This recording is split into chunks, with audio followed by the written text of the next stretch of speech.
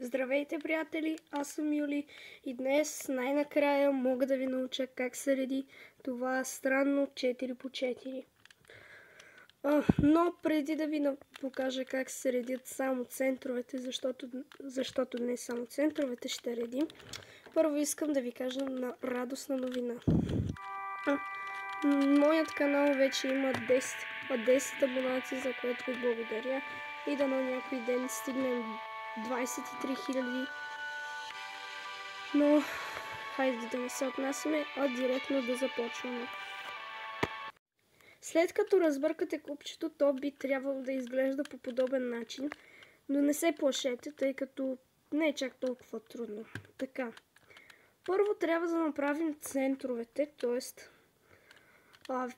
трябва да знаете много добре как се реди как са разположени цветовете на 3x3, но дори да не знаете, може да си вземете едно такова, да го сложите до вас и да гледате цветовете, как да ги наредите. И сега нека ви покажа. Така.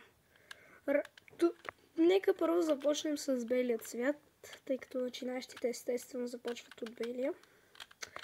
И сега можем да направим ето това.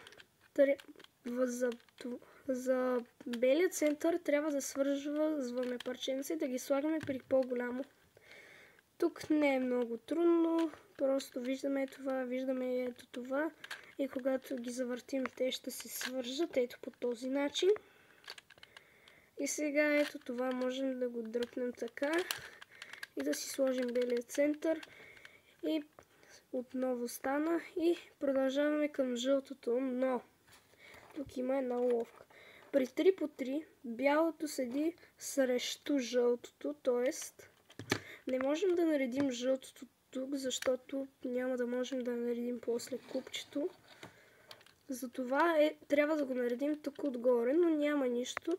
Дори да имате ето тук, можете да използвате един трик.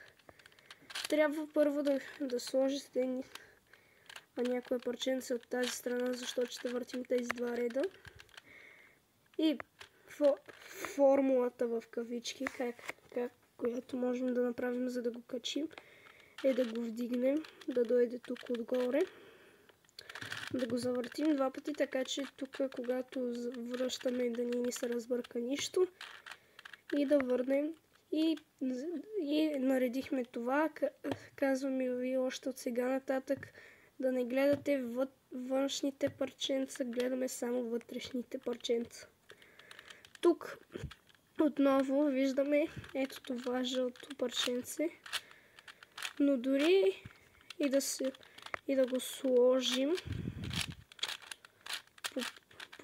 и дори да го свържем, после и да искаме да го сложим, ще разбъркаме този център, което не трябва да се случва.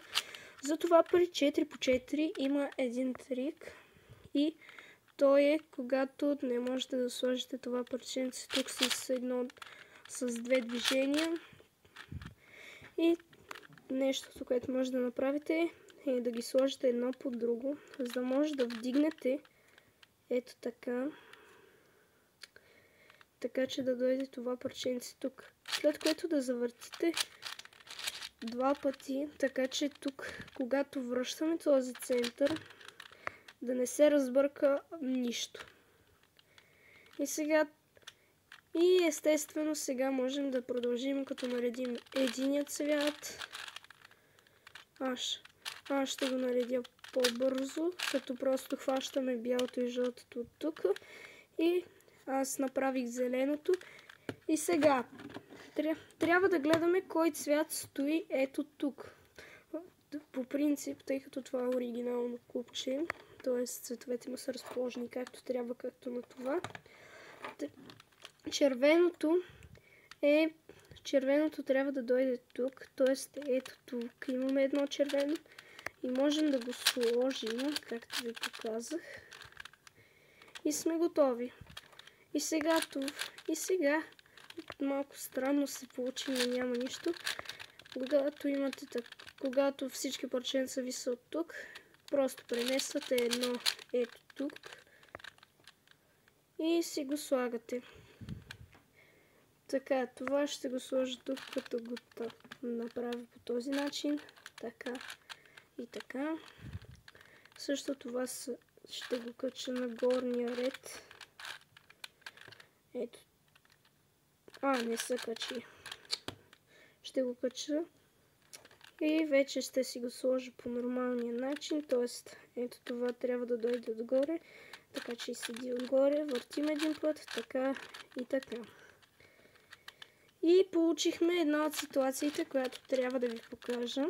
И тя е, ако имате ето това, трябва това да дойде на това и ги хващате по този начин. Сега не знам как да го направя по-светло.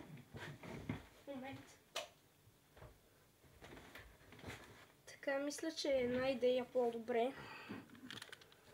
И когато ви се получи този случай, трябва да ги хванете така, че това да сочи към този ъгъл, а това към този ъгъл. Все едно, представете си да ги сложите ето така, само че правите едно движение, за да са на буквално един и същи edge, но да са на различни места. И това, което можем да направим е трик, и той е ето го, вдигаме ето това нагоре, за да ги свържем ето тези. Таковаме го тук. Слагаме това парченце тук и си връщаме движението и наредихме всички центрове. Още много рано, затова ви казвам, че ще има и много части, просто не мога цялото обяснение за 4x4 да ви го покажа, но поне ще се пробвам да го наподобя. Сега, чао! Ако видеото ви е харесало, можете да се абонирате за канала ми, да харесате видеото и да коментирате, защото аз нямам абсолютно никакви коментари и така не знам вашите желания.